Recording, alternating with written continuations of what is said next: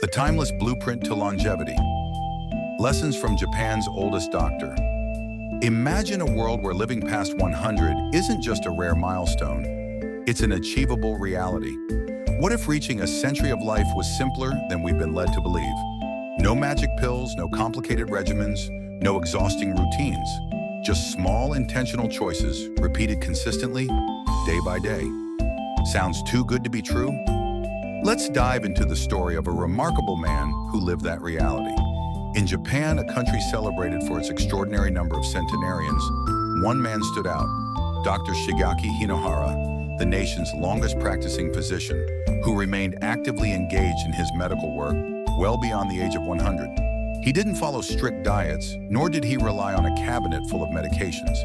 Instead, he chose simplicity, consistency, and purpose. Day in and day out, he enjoyed the same basic meals, engaged in light physical movement, and stayed mentally curious. And just before his passing, he revealed a few core principles that he believed kept him vibrant for over a century. Let's break those principles down into clear, actionable insights so you can begin applying them to your own life. Starting today, the reality of aging in the West versus the East. Currently, the average life expectancy in the United States is about 76 years. Many people associate aging with decline, slower reflexes, memory lapses, creaky joints, and a growing list of prescriptions.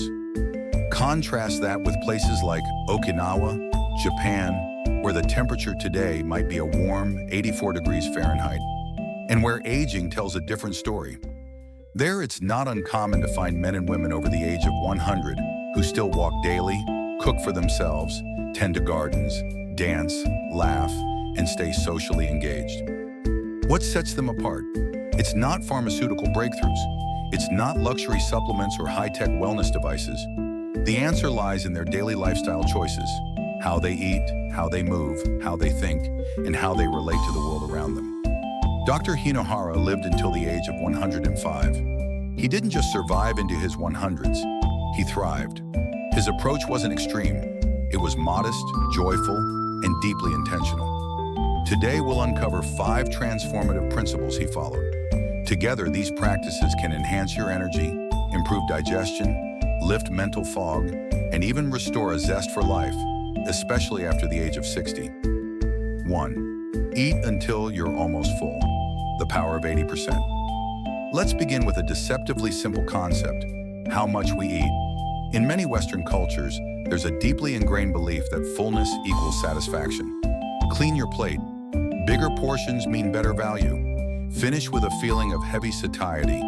But in Okinawa, a different philosophy reigns: hara hachi bu. It means eat until you are 80% full. That's right, just 80%. Not bursting, not uncomfortably full. Just enough. So why does this matter? Studies have shown that caloric moderation can reduce inflammation, oxidative stress, and the strain placed on vital organs. It supports a healthier body weight, improves metabolic function, and even slows biological aging. In fact, the National Institute on Aging found a strong link between moderate calorie restriction and increased lifespan, along with protection against age-related diseases. Dr. Hinohara didn't count calories. He simply practiced mindful eating. He enjoyed his meals slowly, savoring each bite, and he regularly left the table with a gentle hunger still present. A hunger that was more about curiosity than craving. He believed this kept his mind sharp and his body light, even in his 90s. Meet Helen, a real-life example. Helen, 68, grew up with the clean your plate mentality.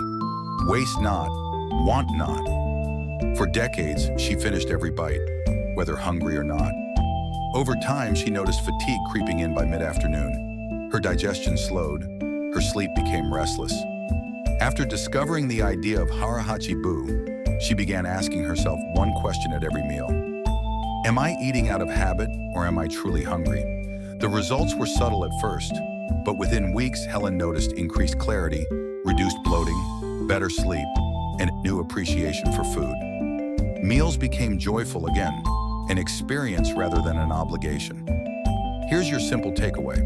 Tonight, slow down. Chew more.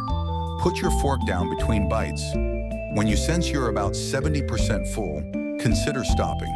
You may find that your body thanks you in unexpected ways. 2. Don't forget the beans, the underrated power of plant-based proteins. Let's talk protein. We know it's essential for maintaining muscle, repairing tissue, and supporting a strong immune system. But here's where many people go wrong, especially in the West. They believe protein equals meat, steak, chicken, pork, and eggs. In Okinawa, however, one of the longest living populations on Earth, the primary sources of protein come from plants, particularly soy-based foods. Think tofu, miso, natto, and it means adding variety and embracing foods that are gentler on your body while still being rich in nutritional value.